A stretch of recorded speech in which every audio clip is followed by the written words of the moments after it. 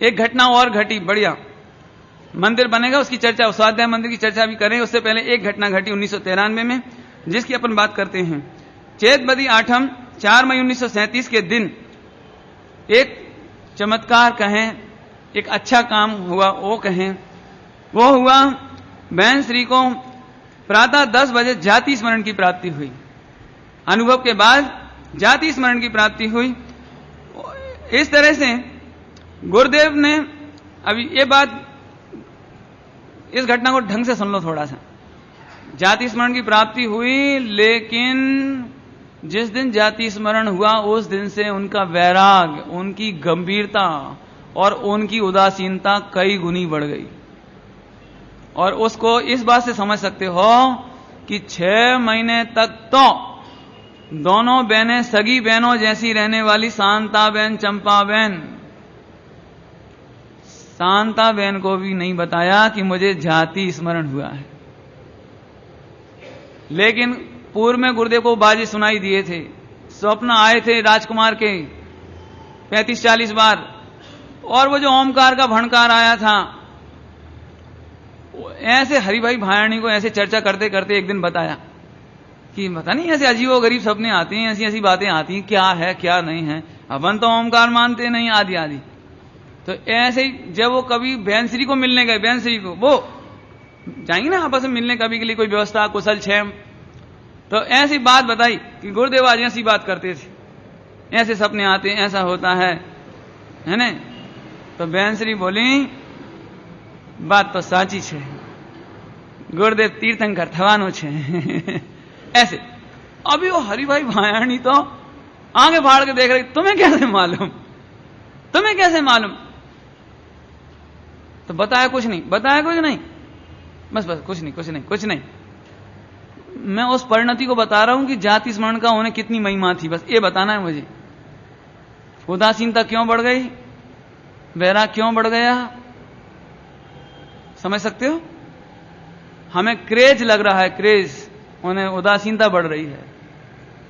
देखो आज ये भाई समझ लो, मैं आज गरीब घर में जन्म हुआ, मेरा गरीब घर में, तब जो है सो ठीक है, खाओ कमाओ, तकलीफ तो नहीं ना कोई। लेकिन मुझे जाति स्मरण में मालूम पड़ जाए कि पूर्व भव में मैं चक्रवर्ती का पुत्र था, मैं सीमंदर भगवान का ही पुत्र था। अब आप जी सकते हो, जी सकते हो? सोचो, आप सोचो जरा शांति से। इस हुंडा सर्पणी पंचम काल में आना जिन्हें कलंक लगता हो, जहां भगवान का विदेह क्षेत्र छूटा हो, समोसरण छूटा हो, दिव्य ध्वनि छूटी हो, और कलंक के रूप में नारी की देह मिल गई हो, क्या उनके गरिमा का आधार जाति स्मरण ज्ञान हो सकता है? विरक्ति बढ़ गई, उदासीनता बढ़ गई, कोई से बोले नहीं, कौन को कहें अब कि हमने ये अपराध किया जो इधर इस रूप में आए, कौन को बोलें कि हम पहले पुरुष थे, समोसरण में जाते थे, अब किसको बोलें? गुरुदेव श्री को भी 6 महीने बाद, जब गुरुदेव का जन्मदिन था या कोई चेत सुदी ऐसा कोई अवसर था, प्रसंग, तो दोनों बहनों ने गुरुदेव को आहार के लिए निमंत्रण किया, साहेब बरस में एक दिन तो हमारे घर पधारो। तो गुरुदेव पधारे, और तब बात चली कि तुमने ऐसा कैसे कहा कि मुझे तीर्थंकर होना है? हरि भाई ने मुझे बताया, तुमने ऐसा कैसे कहा कि मुझे तीर्थंकर होना है? तब उन्होंने बताया कि साहेब क्षमा कर जो,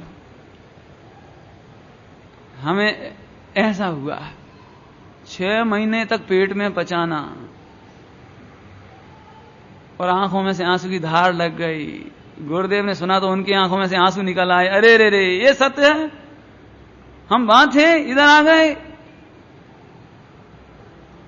हिम्मत भाई ने पूछा कि साहेब आपकी आज्ञा होवे तो हम बहन श्री को प्रणाम कर लिया करें, जबकि हिम्मत भाई 6 साल बड़े थे, 6 साल बड़े, हम प्रणाम करने की इच्छा हो रही है कि नहीं नहीं नहीं, जाति स्मरण कोई गरिमा का आधार नहीं है। भगवान आत्मा तो त्रिकाली ज्ञाय के बल पर सौंपता है, त्रिकाली ज्ञाय की दृष्टि के बल पर सौंपता है। जहां केवल ज्ञान की कीमत नहीं, वहां जाति स्मरण की क्या कीमत है? प्रणाम करने को मना कर दिया, प्रणाम नहीं करना। कोई को कहना नहीं, बताना नहीं, जाहिर नहीं करना,